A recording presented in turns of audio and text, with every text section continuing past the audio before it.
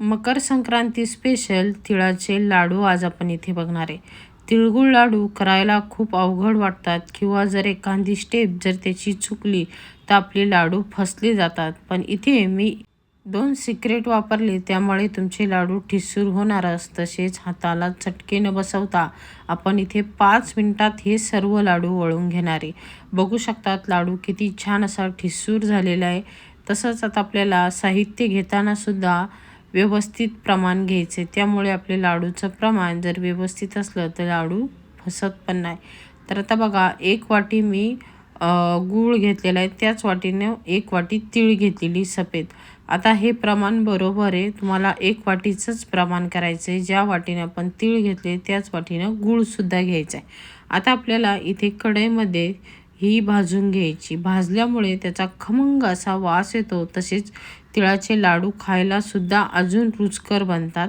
आता ही बिना पॉलिशची तिळे आता आपण ही भाजून घ्यायची. आता हा मीडियम गॅसवर मी हे 5 मिनटं भाजून घेते आणि जसं भाजत जाऊ तसं मस्त असा खमंगसुद्धा येणार आहे आणि तशीच ती तडतड अशी थोडीशी उडणार आहे. तेव्हा आपण समजून घ्यायचं की आपली ही तीळ भाजून झालेली आहे.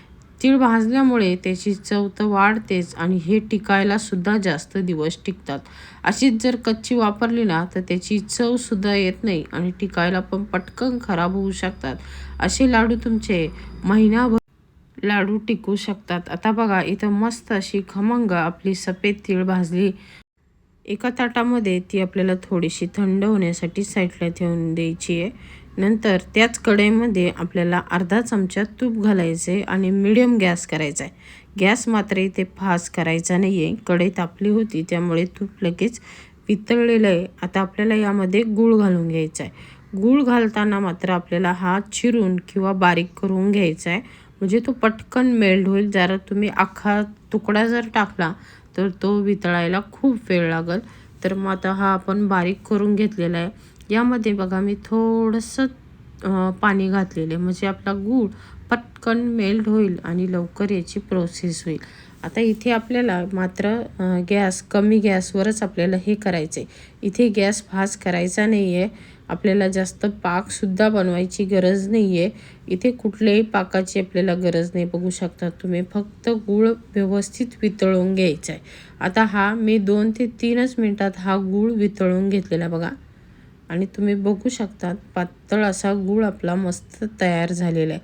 थोडासा आता आपल्याला याला उकळून द्यायचा आहे, तो सुद्धा कमी गॅसवरच. गॅस आपल्याला शेवटपर्यंत भाज करायचा नाही. सर्व जी स्टेप आहे ती आपण गुळाची कमी गॅसवरच करून घेणार आहे. बघू शकतात छान असा पातळ झालेला आहे. याच्यामध्ये एकही गाठ गुळाची राहिलेली नाही आहे. याच पद्धतीने झाला पाहिजे. आता कमी गॅसवर आपण छान असा उकळून देऊ. छान असे बबल्स आलेले तुम्ही बघू शकतात गुळाला. आता आपण थोडासा चेक करून बघू. 3 ते 4 मिनटं झालेली आहे गुळाला. आता मी तुम्हाला एकदा चेक करून दाखवते गूळ कशा पद्धतीने झालेला आहे.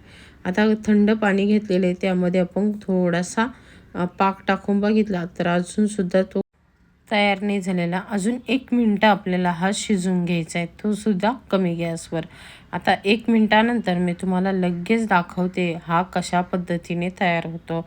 आपण वाटीमध्ये साधं पाणी घेतलेलं आहे, त्या पाण्यामध्ये परत थोडासा पाक टाकून घेतला आणि बघू शकतात ही आता गुळाच्या पाकाची वडी सेम आता ही थोडीशी सॉफ्ट आहे. कडक झाली नाही पाहिजे. कडक जर झाली तर लाडू कडक होतात. बघा, हाताने दाबला तर जसा पाहिजे तसा आकार त्याला येतोय. ह्या पद्धतीनेच बनवायचं आहे आपल्याला. तर आता हे झाल्यानंतर कमी गॅसवरच आपल्याला खायचा सोडा घालून घ्यायचा आहे आणि छान असं मिक्स करून घ्यायचं आहे. खायचा चिमूटभरच घालायचं आपल्याला आणि बघू शकतात घातल्यानंतर छान असं फेसून आणि वरती आलेलं आहे. यामुळे काय होतं, आपले लाडू खूप छान असे ठिसूळ होतात. तर हे सुद्धा एक सिक्रेट साहित्य, जेणेकरून आपले लाडू अजिबात कडक होणार नाही आणि छान असे जाळीदार बनतात. आणि बघू शकतात त्याचा कलरसुद्धा चेंज झालेला आहे. त्यानंतर आपण थोडासा सोडा घातल्यानंतर आणि छान असं फेसून वरती आलेले. आता लगेच आपल्याला या स्टेपला त्यामध्ये सफेद तीळ घालून घ्यायचे भाजलेले आणि आतासुद्धा गॅस कमीच ठेवायचा आहे. गॅस मात्र बंद करायचा नाही. कमी गॅसवर अजूनसुद्धा आपल्याला ही स्टेप चालूच ठेवायची, कारण की आता आपण जसं गरम करत जाऊ थोडासा हा सैलसर होणार आहे. त्यामुळे आपण आता गॅस बंद लगेच न करता थोडंसं आपण या पद्धतीने छान मिक्स करत जायचं आहे आणि व्यवस्थित आपल्याला हे थोडंसं घट्ट होईल आणि त्याचे आपल्याला लाडू वळता येईल इथपर्यंत आपण हे घट्ट करून घेणार आहे. तर तुम्ही बघू शकतात आता हे अजून थोडंसं घट्ट दिसतंय तुम्हाला, पण आपण जर कढईमध्ये जर ठेवलं तर लगेच थोडंसं सैलसर आपल्याला वाटायला सुरुवात होईल त्याला आणि कमी गॅसवर थोडंसं आपण गरम करून घेऊ आणि छान असे थोडीशी त्याला बबल्स फुटतील आणि थोडीशी उकळी पण येईल त्याला. तर आपल्याला तसं करून आपल्याला हे व्यवस्थित गरम करून घ्यायचे. आता मी तुम्हाला दाखवते या पद्धतीने तयार होईल ते आणि बघू शकतात छान असे त्याला बबल्स येते आणि ते गरमसुद्धा होऊ राहिले. तर ह्या पद्धतीने व्यवस्थित आपण हे गरम करून घेऊ आणि थोडंसं घट्टसुद्धा होण्यास सुरुवात झालेली. या पद्धतीनेच आपल्याला हे मिश्रण करून घ्यायचं आहे. जास्त वेळ लागत नाही, आपले हे ते 10 मिनटात लाडू तयार होतात. आता ह्या पद्धतीने तयार झालं की आपल्याला गॅस मात्र बंद करायचा आहे आणि हे मिश्रण व्यवस्थित असं तयार झालेलं आहे आपल्याला जसं पाहिजे तसंच. तर आता आपण इथे ह्या स्टेपला गॅस बंद करायचा आहे आणि एका प्लेटला तूप लावून घ्यायचं आहे. त्यामध्ये आपल्याला हे मिश्रण काढून घ्यायचं आहे लाडवाचं. आता हे थंड पण होणार नाही लगेच आपल्याला, कारण की इथे पटापट लगेच याचे लाडू वळून घेणार आहे. तर बघा इथे मी पातेलं घेतलेलं आहे आणि त्या पातेल्याला थोडंसं तूप लावून घेणार आहे.